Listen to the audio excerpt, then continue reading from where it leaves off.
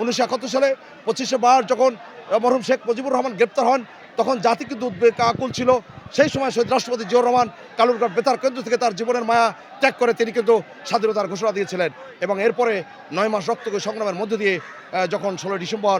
বিজয় দিবস একেবারে সন্নিকটে, ঠিক তার 2 দিন আগে কিন্তু আজকে এই যে 14 ডিসেম্বর আমরা কথা বলছি, সেই সময় পাকিস্তানি শাসক গোষ্ঠী এবং দেশের দোসররা আমাদের শহীদ যারা বুদ্ধিজীবী আজকেও তাদের শ্রদ্ধা জানাতে তাদেরকে নির্মমভাবে পৈশাচিক কায়দায় তাদেরকে হত্যা করেছে। এই যে আমরা 17 বছর আমরা তাদের শ্রদ্ধা জানাতে এভাবে আসতে পারিনি, কারণ আমাদেরকে নির্যাতন করেছে মামলা দিয়ে, এক একজনের নামে শতাধিক মামলা। আমি নিজেও এই যে দারুসালাম থানায়, সেই থানায় মিথ্যা মামলা আমি কিন্তু গ্রেপ্তার হয়েছিলাম, আমি 2.5 মাস কারাগারে ছিলাম। তো আমরা বলতে চাই যে আমরা কিন্তু কখনো বলিনি যে রাষ্ট্রীয় ক্ষমতা দরকার। আমাদের তারুণ্যের অহংকার জনাব তারেক রহমান আজকে কি বলছেন, একটি গণতান্ত্রিক রাষ্ট্র দেখতে চান এদেশের মানুষ, একটি গণতান্ত্রিক পন্থায় রাষ্ট্র কাঠামো গড়ে তোলার লক্ষ্যে 21 দফা যে সংস্কার কর্মসূচি দিয়েছে, সেখানে আপনারা দেখবেন সব কিছু কিন্তু অন্তর্নিহিত রয়েছে। রাষ্ট্র কাঠামো কেমন হবে, মানবিক মূল্যবোধের জায়গা, স্বাধীনতা সর্বদা। আরেকটি কথা যদি আজকে এই 14 ডিসেম্বরের এই যে আজকে আমাদের শপথ দিতে হবে, আমরা যারা বিভিন্ন শ্রেণী পেশায় রয়েছি তাদেরকেও শপথ দিতে হবে, কারণ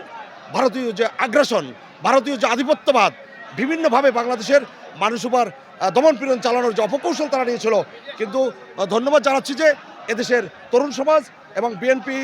জাতীয়তাবাদী শক্তি, তৌহিদি জনতা, তারা কিন্তু জেগে উঠছে ভারতীয় আগ্রাসনের বিরুদ্ধে, তারা কথা বলছে, প্রতিবাদ অব্যাহত রেখেছে, যে কারণে আজকে ভারত কিন্তু একটু বুঝতে পেরেছে যে এইভাবে একটি স্বাধীন সার্বভৌম রাষ্ট্রের স্বাধীনতা সার্বভৌমত্ব কেড়ে নেওয়া যাবে না, যেটি তারা শেখ হাসিনাকে রাষ্ট্রীয় ক্ষমতায় বসিয়ে বারবার বিনা ভোটের নির্বাচনে প্রধানমন্ত্রী বানিয়ে বাংলাদেশের উপর অত্যাচার নির্যাতন করেছে। আমরা যদি ভারতীয় রয়ের কথা বলি, র কী পরিমাণ অত্যাচার নির্যাতন করেছে, আপনারা দেখবেন যে পুলিশে আমরা তখন দেখেছি ভারতীয় নাগরিকরা দেশে চাকরি করেছে এবং সেনাবাহিনীকে ধ্বংস করে দেওয়া হচ্ছে, গণতন্ত্র, সুশাসন, ন্যায় বিচার সব কিছু ধ্বংস করে দেওয়া হচ্ছে। আজকে আপনারা ঠিকই বলেছেন যে একটি গণতান্ত্রিক সরকার না হলেও অন্তর্বর্তীকালীন সরকার রয়েছে, যে কারণে আমরা আসলে আজকে শান্তিপূর্ণভাবে আমাদের যারা অগ্রজ ছিলেন, যারা শহীদ হয়েছেন, এদেশের মানুষের জন্য যারা রক্ত দিয়েছেন, আমাদের যা পূর্বপুরুষ, যা আমার বাবারা,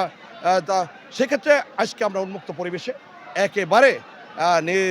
নির্ভেজালভাবে আমরা আজকে শহীদ বেদিতে আমরা শ্রদ্ধা জানাতে এসেছি। আমি এই জন্য দেশবাসীকে একজন মুক্তিযোদ্ধার সন্ধান হিসেবে হৃদয়ের অন্তঃস্থল থেকে আমি শ্রদ্ধা জ্ঞাপন করছি, এবং যারা এদের আদর্শকে লালন করে আমাদের সামনে এগিয়ে যেতে হবে, যারা তরুণ প্রজন্ম রয়েছে, আমরা যেহেতু স্বাধীনতার উষলগ্নে আমাদের জন্ম হয়েছে, আমাদের বয়স এখন 50-এর ঊর্ধ্বে, আপনারা যারা রয়েছেন তরুণ প্রজন্ম, তাদের ইতিহাস জানতে হবে। গত 17 বছরে ইতিহাস জানতে দেওয়া হয়নি, ইতিহাস বিকৃত করা হয়েছে, পাঠ্যপুস্তকে তাদের বন্দনা করা হয়েছে যে 25শে মার্চ মরহুম শেখ মুজিবুর রহমান যখন গ্রেপ্তার হন, আমাদের প্রিয় নেতা শহীদ রাষ্ট্রপতি জিয়াউর রহমান তার জীবনের মায়া ত্যাগ করে তিনি চট্টগ্রাম কালুরঘাট বেতার কেন্দ্র থেকে স্বাধীনতার ঘোষণা দিয়েছিলেন, সেই ঘোষণাও কিন্তু বিকৃত করা হয়েছে। আজকে বলতে চাই যে এই সুন্দর পরিবেশে,